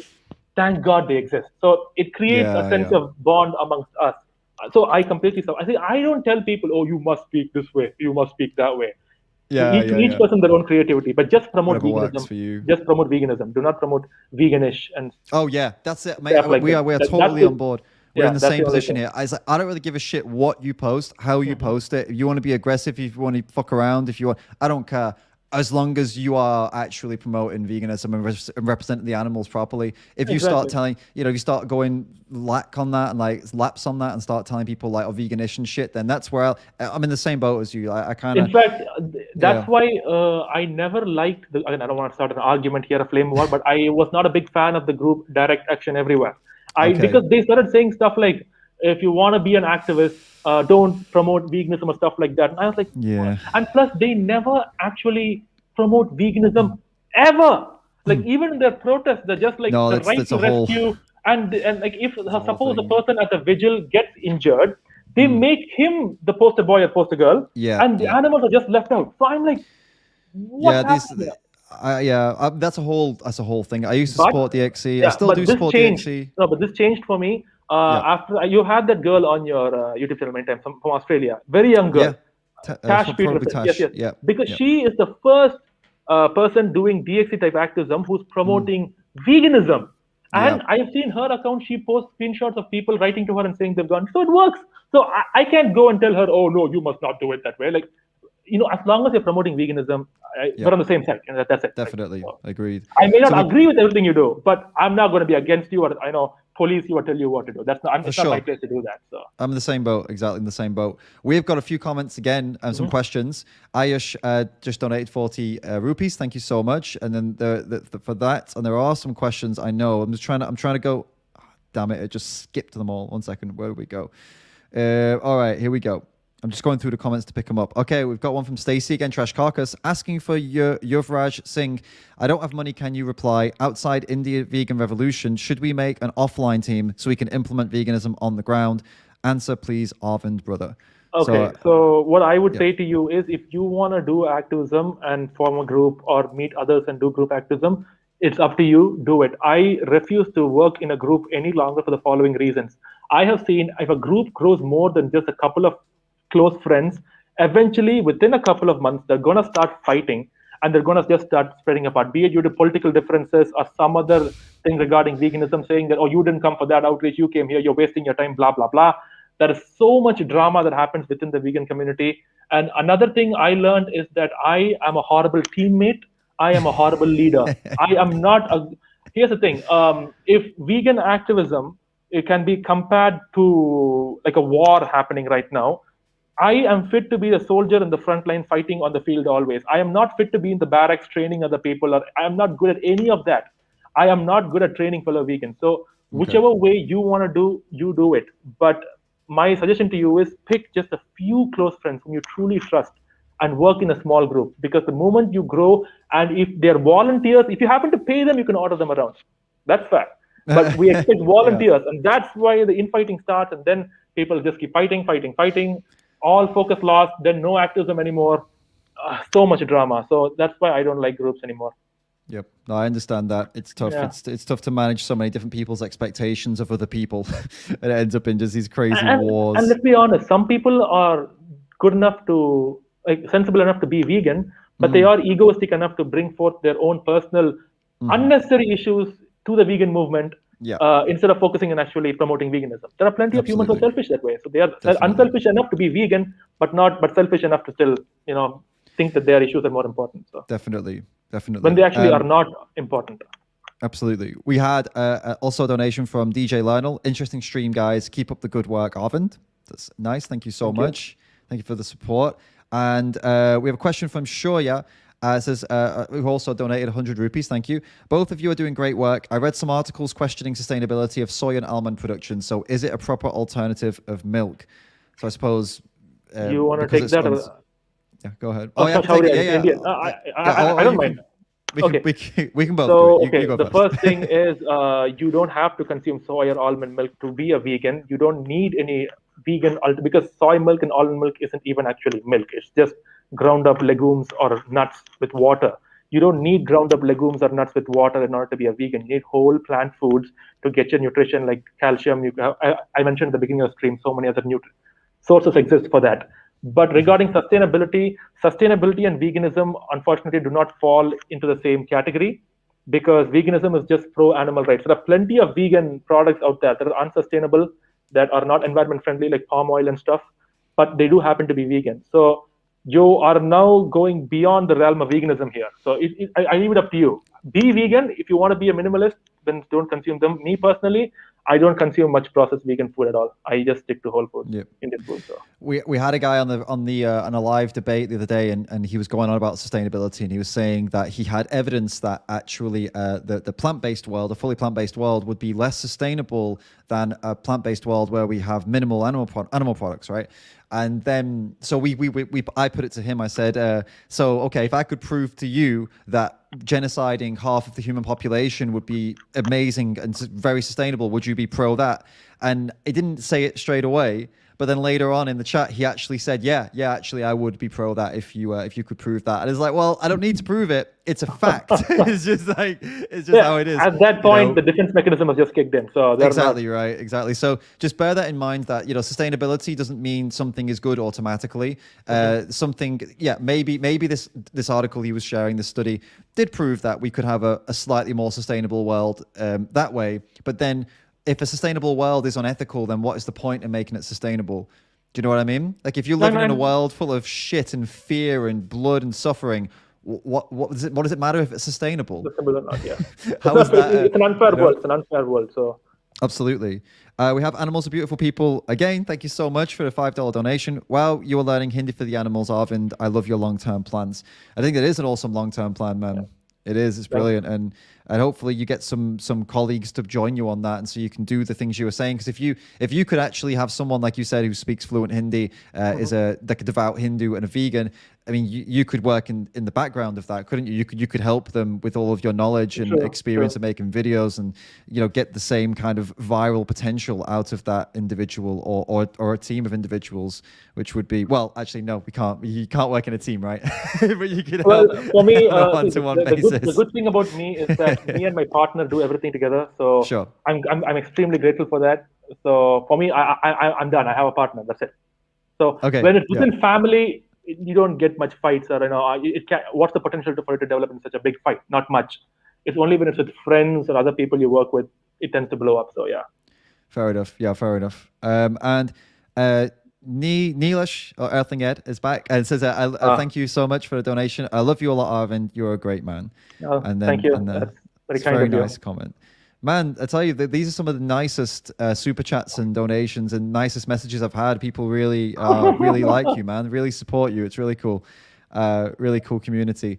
So I've got a few questions for you now. So what advice would you have to somebody, this is really common, and I'm sure you've had it a million times, somebody who wants to go vegan in India, let's say specifically in India, but they're terrified of the backlash from their family. Let's say they're living in a family that has a really strong religion, whether it be Hindu and the milk, or Muslim and the meat, or Jainism and the milk. The family's traditional, and they're terrified of going vegan, which I think is the position a lot of people are in. What advice would you give them? First advice I would say is, do not fight with your family. Trust me, it's not worth it. I have done it in the past, and in fact, I regret every time in my life I've ever gotten angry, because every time we're angry, we end up doing something insanely stupid. So just first of all, talk and try to explain to them. If they are typical Indian parents like my parents, it is the equivalent of banging your head against the wall. Nothing's going to change. You cannot do anything. So study well, get a job, move out, and follow your ideals. You can't do anything. This is not like the West, where you're like, oh, okay, I'm going to live alone in this place. Like, it doesn't work that way, especially if you're a woman. Oh, good God. Women have it even worse here in India. Like, at least I'm a guy. I could move out to my parents' house. I have no safety if I'm a woman to move out here. So it is hard. It's very difficult. It's very sad. And all I would say is talk to them. Try talking to them, explain to them. Even if they, at the very least, they can accommodate you. It might take a few weeks, a few months. Don't give up. Keep trying. If not, you'll have to wait till you move out. There's nothing you can do in India. I mean, if I went vegan at the age of 18, my mom would have been like, fuck you, just starve. Stop! I don't give a damn. You just stop to death. I don't care. Indian parents, I don't know how it's. Indian parents don't really care, man. Like, they will beat the crap out of you. They will starve you. They will not give a damn. They'll shut off the AC, let you boil. That's actually sad. Okay, that's actually kind of a weird thing. But there are some horrible parents. It doesn't exist much anymore. But a lot of physical violence happens between parents and children in India for discipline. Okay. Yeah, it does exist. So I can see, so that is a real thing, that people are scared of doing this, and it could result in actual consequences like that. You hear it a lot in the West, like, oh, I'm scared of what my mum will say, and it's like, well, I mean, there's not much you could say that's going to really, but yeah, it sounds like it can, yeah, if that's how it is in India, then it can be actually a scary thing. And if you're a girl, it's 10 times worse. It's really bad, because it's solely dependent upon them. The system, the culture is built that way. The woman is forever dependent upon a male. She's never independent, so it's very scary. So you got to be you got to be strong then, huh? I guess that's the kind of takeaways is wait for the right time and the right moment to bring it up with the parents, and I guess try and get out of the home basically and Yeah. move out yourself, and then I suppose you can have more independence. And in the meantime, I mean, there are good documentaries that could help. Maybe like, I don't know, are you? I guess you would support the what's it called now? Unholy Cattle of India is a good documentary, right? To shed some light on this as well. You could maybe if you showed your parents that could be quite moving, because it's brutal and it's all India. Like, it's not like some other country somewhere. It's like all of it is India. It's you can't escape the fact, for sure. And we had one more comment, which there's just a comment, by the way, but we can talk about this too. Climate scientists should stop lying by omission and point out that meat and dairy production agriculture is destroying the biosphere and contributing to global warming as we move toward extinction. And that was from the full username was Mark HNS and donated $5. Thank you. And but no, I mean, it's incredible how many of these climate activists and environmentalists don't talk about this. They completely avoid it. Is that the case? Have you experienced that in India as well? No one talks about climate change here, dude. Like, right. This is India. Like, if you go and mention, they're like global warming, like that's what they'll say to you. Like, they would not even understand what you're saying. Most people. Okay. See, the thing is that even in the Western world, the problem is the scientists have given out the clear facts to have been published. It falls upon the politicians right now to take heed to that and then accordingly respond. So they will have to come out and speak to the public and say, okay, guys, this is the issue right now. We're going to start cutting blah, blah, blah. But if they do that, they lose their votes. So they're not going to do it. They're not. See, everything is just involved with power and money. And there's so much going on everywhere that. But you're right. Very few, even Greta Thunberg, I think she's not too vocal about, she's a vegan, but she's not too vocal about being vegan. Who's this? Sorry? Greta. Sorry, Greta. I didn't hear you. Yeah. Well, Greta, yeah. She recently did Greta's a whole thing, man. She did a cool, very good video that was really representing animals in a really good way.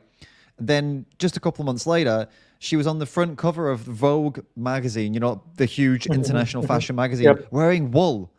So really? Yeah. What? I covered it in a video as well, man. Couldn't believe it. So it's like, because it's sustainable. This is what I'm saying. They sacrifice ethics at the altar of sustainability. Okay, but she can at least promote plant-based eating. She has to at least promote plant-based eating. I mean, she does. She promotes plant-based eating a bit, but then she also promotes wool, and she calls herself a vegan and promotes wool. So on the the world's biggest fashion magazine. So it's environmentalists just tend to be, and I'm not saying this for all of them, obviously, but the most of them that I've dealt with, they just, like I said, they sacrifice all ethics as long as it's sustainable. Like, something is sustainable, then there it is. Non-vegan pretends to be an environmentalist, and you pretended to be a non-vegan. Oh, where I was... No, I was just interviewing them, and I was just at a few environmental protests and just interviewing people about why they're environmentalists. And most of the time people are saying, because I want to save the planet. Or what specifically about the planet? Well, I want to save the animals, I want to save the humans, I want to save the environment. Okay, are you vegan? No. So it's like, well, what do you really want to save animals and the planet then? Like, it's just, I don't get how you can you're out on the street protesting for this, yet you are going home and you're just doing the complete opposite of what you're protesting for. How does that make any sense? I've seen it. Like, people who go out and protest animal rights and go home and eat animal products, I just don't get it. Yeah. I don't understand it. But there's a lot of people that do it, right? It's just. See, I don't think the environment argument is going to work much in India because, as you know, people just throw plastic and every garbage on the road. Right. So, like, we don't even maintain our own. Like, people I can show you in slums who literally throw their own garbage outside their own homes and they sleep there. Yeah. So when you talk about environment and global warming, they're like, dude, we literally live in garbage. You think we give a damn about this? Like, that's the argument they would say. They're like, it's not a logical argument, but they're like, we're already, like, you are talking about this. We're over here. We're like, we don't even go fuck about this. Why do you think we care about that? And you know what's sad as well is that the people who will suffer the most from the climate changing are them. Yeah, they're going to suffer the most from it. It's just like this. It's like a horrible irony of the people that give the least shit to the ones who are going to really fucking suffer. But it's and it's not. That's not. I don't think it's by fault of their own. By the way, I'm not blaming people for that. That it's obviously there's circumstance and there's things to consider there. But yeah, it really sucks. It really sucks, for sure.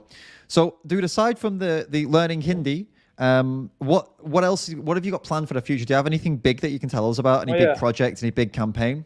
I have a lot of dreams which I wish I could hopefully accomplish, but I don't know how many of them will come to fruition. First of all, I want to make Hindi videos, hopefully at least 2 videos a month, because it's really strenuous to make videos in a language I don't speak. Because I'm Sure. good enough only to make a video. I can't communicate fluently. So when I have to shoot a video that's like 3 minutes, 3 minutes or 4 minutes long, it takes me 3.5 hours to stand and shoot the video, just a few lines. It's Right. so that's one thing, but I want to at least cover another 20 videos, all major topics in veganism in Hindi. So if tomorrow some Hindi speaking person thinks, I wish I had an answer to that question, it exists. Simple. Yeah. Next is I speak French. I can speak fluent French. So I Okay. am going to start making videos in French, Okay. probably from 2022 if I can. Um, and regarding to activism, I have a fellow friend in Malaysia. Hmm. He has a YouTube channel, Instagram, and Facebook page called Chef Dave Vegan Journey.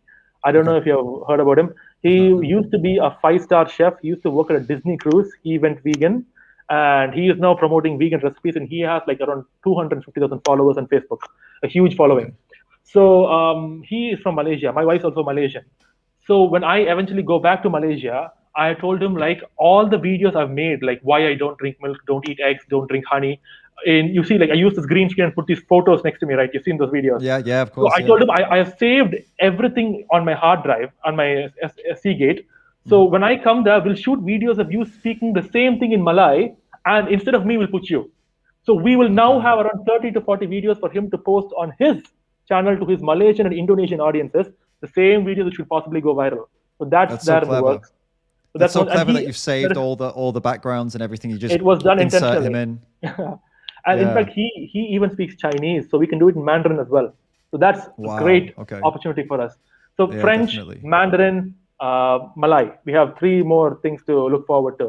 Apart Yeah. from that, once the COVID situation does calm down, I will once again go and start doing lectures in schools and colleges, because I notice of all the videos I publish, it is these question and answer sessions I tend to have with the students that seem to go insanely viral. I have no idea why, but this, like a guy asked a question, I respond to him, 3 million views. I'm like, I don't get it. Like I sometimes work for 80 hours to make like one 5 minute video, and hardly anyone. You can never understand how this algorithm works. Oh man. But it is insane. Dude, I totally feel you on that. I've spent like 2 weeks, 3 weeks making a video and it's done all right. And then I've spent literally like a day, less than a day on something just popped into my head. I'm just gonna put this together real quick, this little clip, put it out, and it's like top performing video of the month. And it's like, what the I don't, yeah, sometimes it's horrible, isn't it? You're kind of like, why am I bothering with these really nice, fancy, long videos when I can just talk to the camera raw and Exactly. just put You it never out and understand how it that's what works. performs, you know?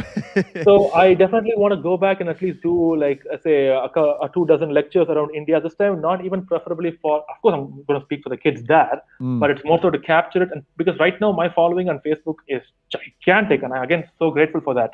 So if I put these videos, the chances of them again getting millions of views is very easy. So that's one plan. And I do have a long-term vision, but after like 5 years, I want to quit activism completely, like Okay. completely stop it. I want to sit and study for 2 or 3 years, and then pass an entrance exam into like a good business college in India or somewhere in the world, top one. And I wish to get a degree there and start my own business in India. And my dream business is one where we feed Indians Indian food. I have no idea why the vegan Indian restaurants serve pizza, calzones, pasta. We don't eat that in India. We need Yeah. a local Indian needs to be given sambar rice for $40, and he'll be like, "Oh, sambar rice, I'll eat that." He doesn't care if it's vegan, non-vegan, nothing. He's not going to ask. Just Sure. give him some chapati and some vegetables. He'll eat that. So I want Give to me now. that. Yeah, It's you eat awesome. that too. So It's you the know best that. food, man. It's the best food. So we need to really cater to this audience. So I feel, how much can activism actually really do? Because no matter, let's just say before I die, I managed to, by luck, turn 50,000 people vegan, which is a huge number in my opinion. But just today alone in India, 60,000 new babies are born who will probably never meet me or any vegan in their life and never be vegan till death. Just today alone. So me, lifetime, 50K vegans. But today alone in India, 60K children. Yeah. So Yeah. is activism really working? Is this really the way we have to go forward? Is sometimes what I ask myself. So in Sure. that regard, I first want to contribute everything I can to activism in terms of my knowledge in Tamil, English, Hindi, French, Malay, and Chinese. 6 languages. After that's completely done, and I've given as many lectures and spoken to. And a new thing I'm doing these days is I've noticed how Facebook algorithm, one thing they like, even YouTube, if you Okay. put a happy picture, they let it reach many people. Your post. Okay. If you put a sad picture like an animal with blood, they either censor it or they Oh yeah, completely knock out the reach of your page. So I started definitely. post. I started making photos of myself just posing with food, like Yeah, just, I've just, noticed. Yeah. and they get like some 2,000, 3,000 comments, and I make sure I go and reply to every single comment there, answering their questions. So this is in itself in a place where right now I cannot go out and give lectures due to the COVID scenario. Yep. However, I'm so grateful and blessed that I have this opportunity where I can literally conduct a Q&A session in the comments for every post Yeah. I make, and there are Yeah, thousands of definitely. people reading the comments, and then I still get like I get every day at the very least like 2 to 3 people saying that they've gone vegan because of me every day. That's a Damn, big. man. That's quite big. It adds up It's over the year, huge. Yeah. so it is It's big. awesome, mate. It's So awesome. so that is something I would like to what do you call? But then beyond all of this, if we have more money in the vegan movement, we could build more sanctuaries, rescue more animals, help more strays, and also feed plant-based food to the public. Because in the end, we know the public doesn't give a damn. They don't care. Just give them something that's affordable, tasty, they're used to in their culture. Just veganize the Indian food, make a bunch of restaurants and put them as chains all over India. That in itself will help the consumption of plant-based food by a huge margin in India. It won't help veganism, but at the very least, less number of animals will definitely be killed. So, should I still be an activist till the end, or should I move towards a business orientation? I'm still confused. So these are the thoughts that go in my brain Sure. that I'm Yeah. thinking Yeah. to do. Yeah. I can understand. I can understand that. I know a lot of vegan, a lot of activists have gone into the business side of things, probably for the same reasons you're mentioning. And I guess we'll have to wait and see how it goes and what you decide to go for. But I'm sure whatever it is, it will be awesome, man. You've got serious passion, and it's great to see it. In your videos and your posts. It's great to see it here as well. We do have a few comments, but I think we're going to wrap up. There is a question in one of them, but I think you've got a video to answer this question, unless you wanted to Okay. cover it. This is Sendu, sends a donation. Thank you so much. Hi, Arvind. This is Priya. Okay, Priya's the name. I'm a Hindu girl. Please tell me how to respond to the argument that cows are treated well in goshalas at cow shelters. As I said, it's up to you if you want. If you've got maybe a quick answer, if it needs a long answer, maybe we can link to a video that you've done on it. Up to you, man. Well, you can check out two videos on my channel, Arvind Animal Activist. That is one about ahimsa milk, and two is something called milk from local farms. I have two videos debunking this. But in short, what I'd like to put is, what do you mean by treated well? Because usually when it comes to exploitation, we tend to perceive, as long as what I do to the animal is not unappealing to me or doesn't make me feel disgusted, I think it is treating well. But what does the animal feel? Because some people might think hitting an animal is wrong, but you still they pierce their nose and they put a rope through it. How is that treating well? So veganism is not about how we treat animals. It's the notion that using animals in and of itself is entirely wrong. So treatment here doesn't really matter. And who's saying that if anyone does feel that cows can be treated in a particular way like that, ask them one simple thing. If I treated them and their family the exact same way they treat cows, would they still be thinking that's okay? The first point is, I don't want to be used by you. That's the whole point. They don't want to be used by us either. It's not about how I treat you. It's like, oh, I kidnap you, I keep you in my house, you're my servant, but don't worry, I'll give you a lollipop every hour, or don't worry, I feed you 3 times a day, I'll give you a foot massage. They're like, I don't give a damn. Let me go. It's my life, my freedom. Let me live the way I want to live. Animals think and feel the same way, so it's wrong. Awesome. It's a really, really, yeah, there's nothing I would even add to that, man. That's a great answer. I hope that really helps you, Priya. And then finally, we just have a donation and a comment from Mukul. Thank you so much. Yep. Thank you, Arvind and David. I love you both. You both have my utmost respect and inspire me a lot. I have great admiration for your activism. Keep going. Thank you so much. He's always very supportive, even on Facebook and all the stuff I post. So thank you so much, dude. Like he's always That's really really supportive. nice. Awesome. Yeah. No, thank you. And that's a great. way to end, actually. It's been a great stream, man. Thank you so much for being here and answering all these questions. And Cool. you know, I'm sure you've inspired a lot of people. Thank you to everybody who watched as well and everybody who donated. And I want to say a big special thank you to Trash Carcass for donating for someone else, for the individual that couldn't donate, because we had so many questions and I was focusing on the donations. And, you know, it's an hour 40. I couldn't possibly have gotten through to everyone's comments. That's why I focused on the ones who were paying. And that's a really nice gesture to get someone's question answered. So I really appreciate that. So much love today, man. This is more love than we're used to as people talking about veganism. Oh my God. It's usually just trolls. So this was pretty cool, man. Is there anything you'd like to say? Anything that you want to talk about that I missed, or anything you want to just mention to close on?